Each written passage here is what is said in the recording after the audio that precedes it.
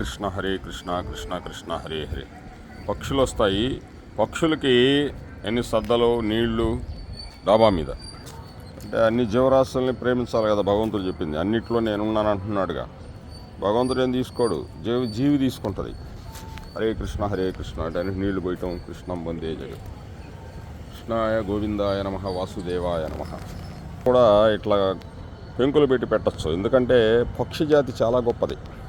అన్ని జీవరాశులు సమానం, అన్నిట్లో భగవతత్వం ఉంటుంది. కృష్ణం వందే జగత్. వరుసగా సిమెంట్ వేసేసి కింద చక్కగా ఇలా సిమెంట్ వేసేసి నీళ్లు పోయటం, సద్దలు వేయటం, పక్షులు వచ్చి తినిపోతాయి. ఇదిగోండి ఆ చెట్ల మీద కూర్చొని ఉంటాయి. ఎక్కడెక్కడో పైనుంచి పోతూ ఉంటాయి. ఎండాకాలం నీళ్లు లేక ఎన్నో బాధలు పడుతుంటాయి, తాగి వెళ్ళిపోతుంటాయి. కృష్ణం వందే జగద్గురం.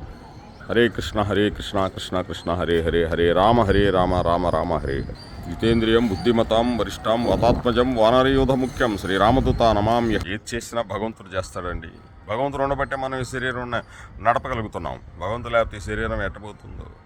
ఆ భగవంతుడు ఇచ్చిన దాన్ని, ఆ కృష్ణ పరమాత్మ ఇచ్చిన ఆ భగవద్గీతను ఫాలోఅప్ అయిపోయి చిన్న చిన్న పనులు చేస్తే చాలు. భగవంతుడు కించిత్ ధర్మ ధనుంజయ, ఇంత ధర్మం చేస్తే చాలు నేను ఆనందపడతా అంటున్నాడు. అందుకే 7 కొండల మీద ధర్మం రక్షిత రక్షిత, ధర్మాన్ని రక్షిస్తే అది నేను రక్షిస్తుంది అంటున్నాం. కృష్ణం వందే జగద్గురు.